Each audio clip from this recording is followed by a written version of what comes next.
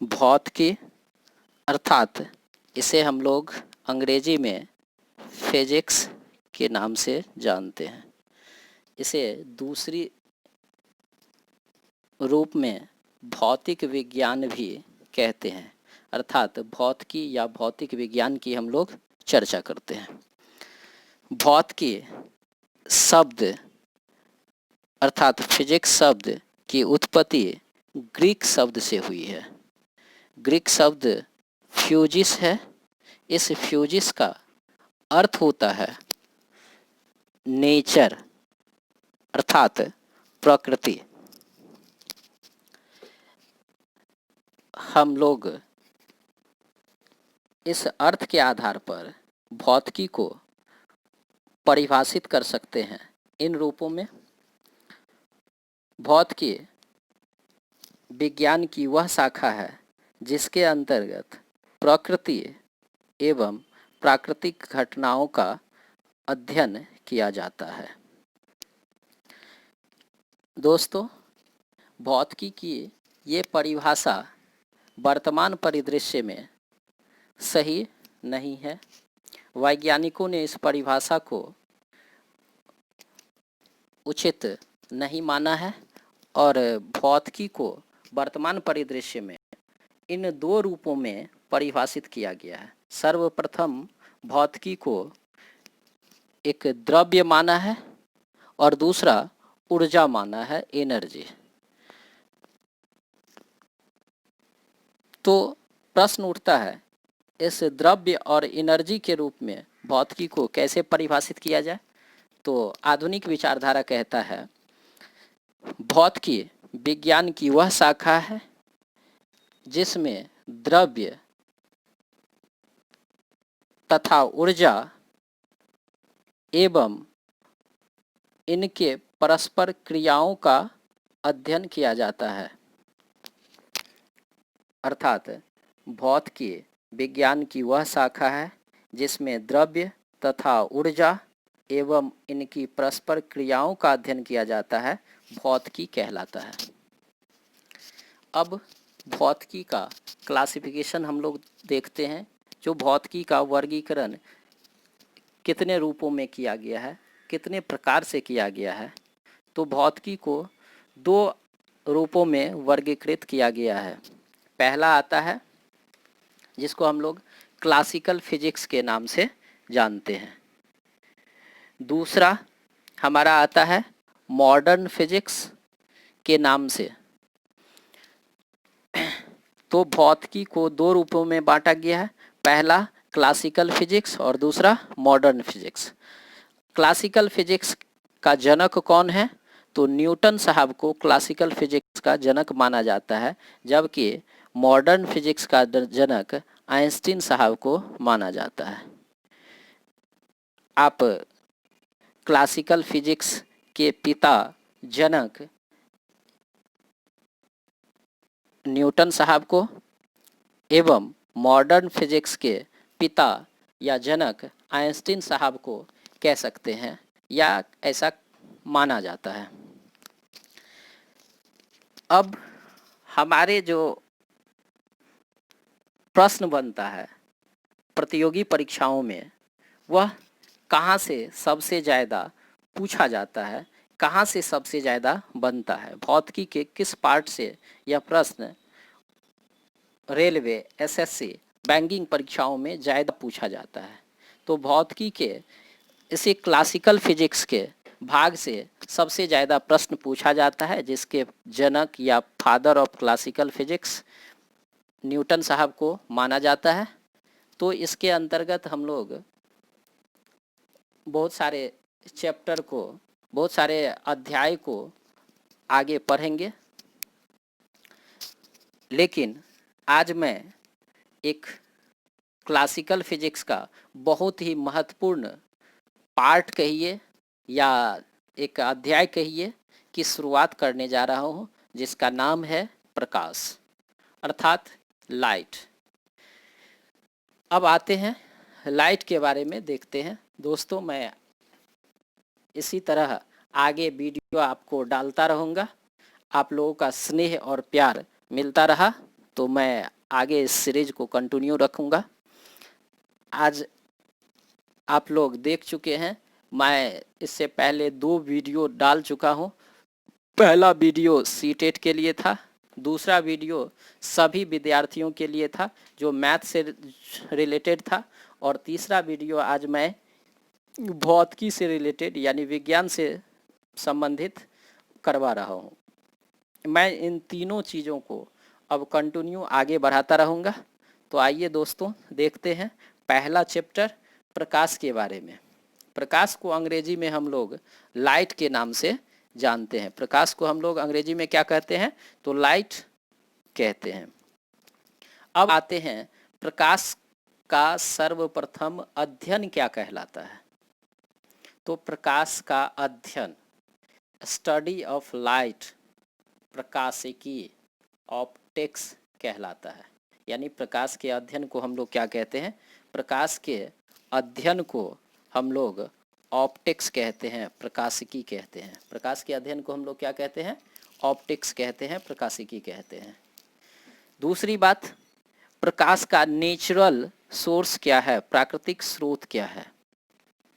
तो प्रकाश का प्राकृतिक स्रोत सूर्य अर्थात सन है। तीसरी बात, प्रकाश का अर्थ क्या होता है, प्रकाश की परिभाषा क्या होती है, प्रकाश क्या है?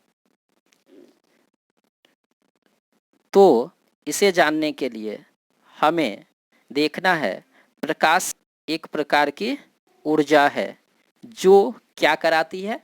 तो जो दृष्टि की अनुभूति कराती है। अर्थात प्रकाश का परिभाषा यहाँ से बनकर आया क्या?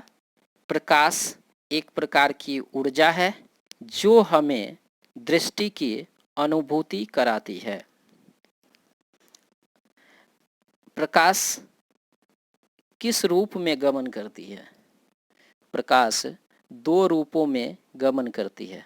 पहला सरल रेखा के रूप में और दूसरा विद्युत चुंबकीय तरंग के रूप में। प्रकाश हमेशा सरल रेखा अर्थात स्ट्रेट लाइन में गमन करती है। प्रकाश किन किन माध्यमों में गमन करती है?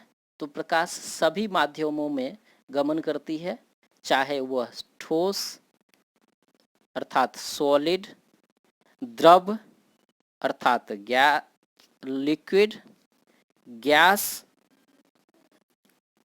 अथवा निर्वात वैक्यूम, सभी माध्यमों से होकर प्रकाश की किरणें बड़ी ही आसानी से, सरलता से संचरित होती है।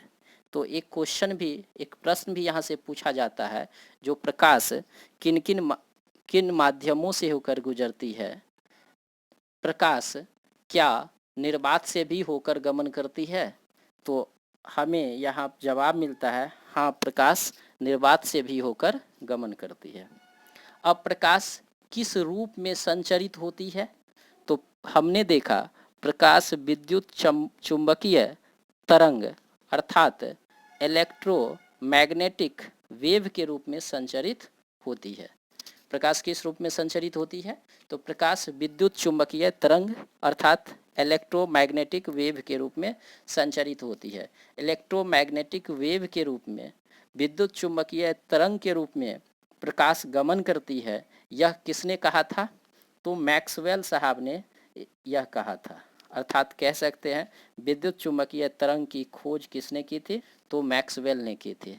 यह किसका कथन था? तो मैक्सवेल का कथन था।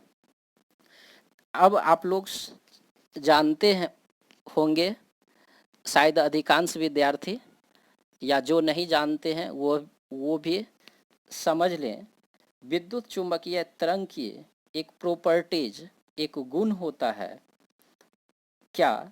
जो विद्युत चुंबकीय तरंग की प्रकृति अनुप्रस्थ होती है, ट्रांसवर्स होती है।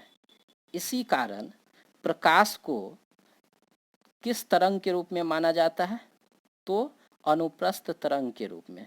अर्थात प्रकाश किस प्रकार का तरंग है? तो प्रकाश एक अनुप्रस्थ तरंग अर्थात ट्रांसवर्स वेव है। दोस्तों, हमने अभी प्रकाश के बारे में देखा, परंतु इन परिभाषाओं से प्रकाश की परिभाषा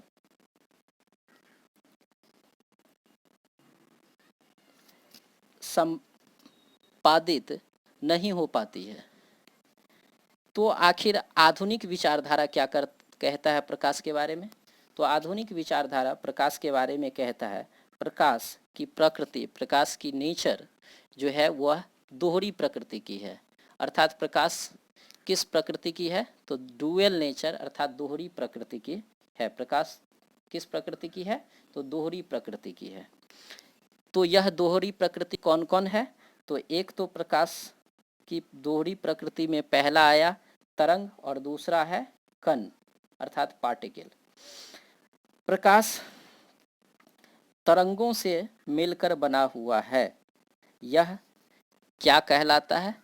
तो यह तरंग सिद्धांत यानी वेव थ्योरी के नाम से जाना जाता है। इस तरंग सिद्धांत की खोज किसने की थी? हाइजेन नामक वैज्ञानिक ने की थी। इस तरंग सिद्धांत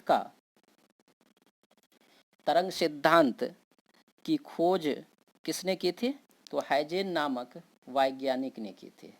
इस तरंग सिद्धांत का सत्यापन किसने किया था? तो थॉमस यंग ने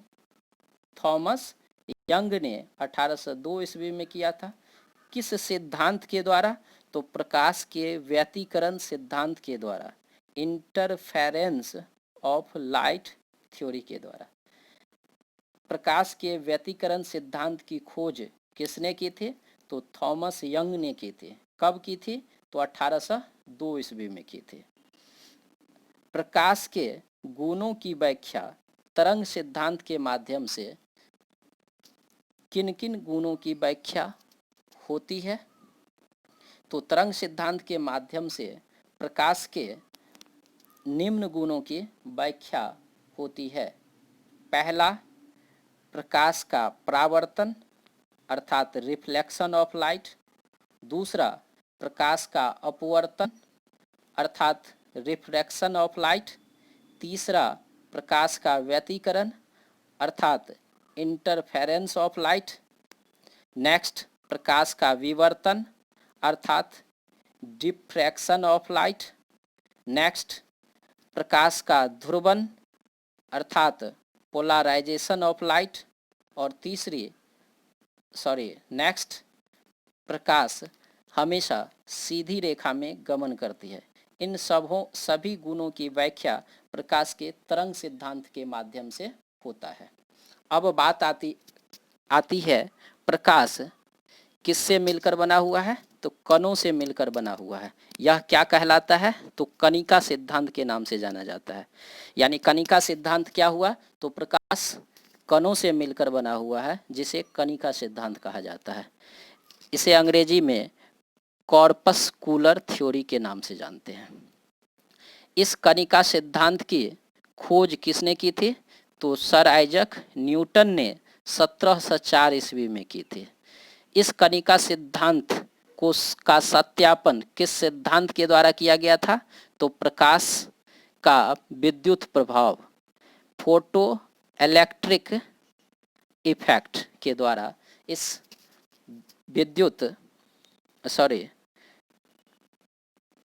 कणिका सिद्धांत का सत्यापन किया गया था।